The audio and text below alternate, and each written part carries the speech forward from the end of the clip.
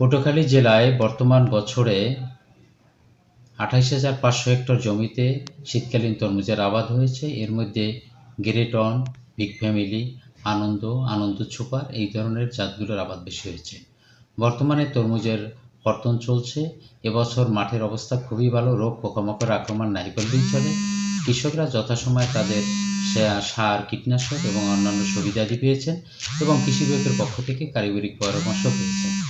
গত বছর যেখানে আমরা প্রায় ২,০০০ কোটি টাকার তরমুজের বিক্রি হয়েছিল, এবছর আমরা সেখানে আশা করতেছি বর্তমান বাজারে যে দাম আছে, মূল্য আছে, এটি অব্যাহত থাকলে এবং আবহাওয়া জলবায়ু ভালো থাকলে এবছর প্রায় ৩,০০০ কোটি টাকার তরমুজ কৃষকরা পটুয়াখালী থেকে বাজারজাত করতে পারবে।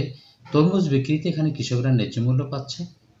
পথে দালালদের, পাইকারদের কোনো রকমের দৌরত্ব নাই বললেই চলে।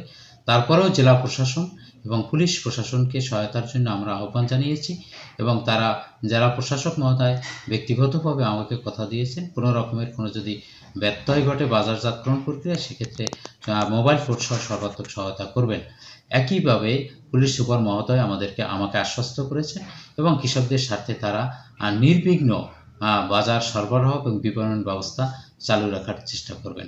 আমাদের কৃষি বিভাগেরও মাঠ পর্যায়ে সকল কর্মকর্তা আমরা কৃষকরা যাতে ন্যায্য মূল্য পায় এবং তাদের উৎপাদিত পণ্যটি যাতে ন্যায্য মূল্যে বিক্রি করে তারা লাভবান হতে পারে, সেজন্য আমরা কৃষকদের পাশে সর্বক্ষণ সচেতন আছি। গত বছরের তুলনায় এবছর ৫,০০০ হেক্টর জমিতে আমাদের আবাদ বেড়েছে। এটা অত্যন্ত একটি ভালো দিক, কারণ এটি একটি লাভজনক ফসল। আপনি জানেন যে এই তরমুজের বিনিয়োগ একটু বেশি করতে হয়, আবার বিনিয়োগের পরে আমাদের যে কৃষকের যে লাভ, সেটা লাভটাও খুব বেশি হয়। আমি ঢাকা থেকে আসছি। এখানে তরমুজ কেনাকাটা করতে চর কাজল আসছি। পরিবেশ খুব ভালো এখানে, আর হচ্ছে এখানকার মানুষগুলো খুব ভালো। আর দ্বিতীয় কথা হচ্ছে আমরা এখানে খ্যাত পিস হিসাবে কিনে নিয়ে যাই এবং ঢাকাতে আমরা পিস হিসাবে বিক্রি করি। পার পিস আমাদের ৩২-৩৩ টাকার মতো পড়ে যেতেছে বর্তমানে, কারণ মূলত সব দিকে তরমুজ পেকে গেছে। ডলারের সংকট, ট্রান্সপোর্টের সংকট, তো কিছু ভাড়াটা বেড়ে গেছে। তো এক হিসাবে আমাদের তরমুজ ব্যবসাতে একেবারে লসই হচ্ছে, কারণ খরচটা বেশি, বাজারে সেলটা কম।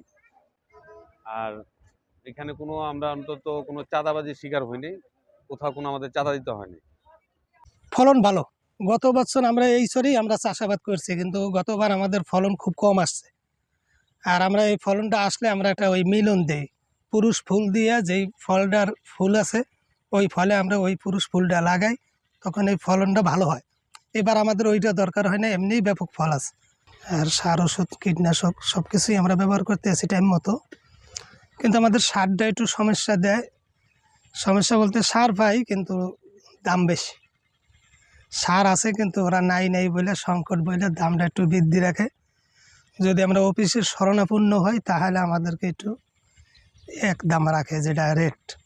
এরা তরমুজ চাষ করে, চাষ করিয়া এরা এখানে দেয়। তরমুজ চাষি, তরমুজের ফলন বেশি হয়েছে এবছর, চাষি খুশি।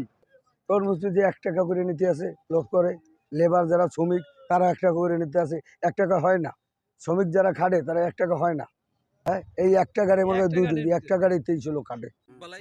ফলন ভালো, এখন বেহারি আসে না মাঠে। এলাকার মানুষে ওই চান্দা চাইছে, বেহারি যার ফলে নামে না মাঠে। ওই যে কাউখালি কোরাইলিয়া বেহারি নামছে, নামার পরে পোলাপানে কইতেছে আমাকে চান্দা দাও, যার ফলে বেহারিতে ইন্টারনেটের যুগ, ফোন করিয়া কোনো চরে বেহারি নাই, বেহারি সব উঠে গেছে গিয়া। এখন আমরা চাষিরা খুবই কষ্ট করতে আছি। আমি মাল লই যাইতে হবে ঢাকা, ক্যারিং খরচ বেশি, আমাকে দুঃখের কোনো শেষ নেই। শহর ব্রিজ হইতে মুসুরিঘাট পর্যন্ত ৬টা ঘাট।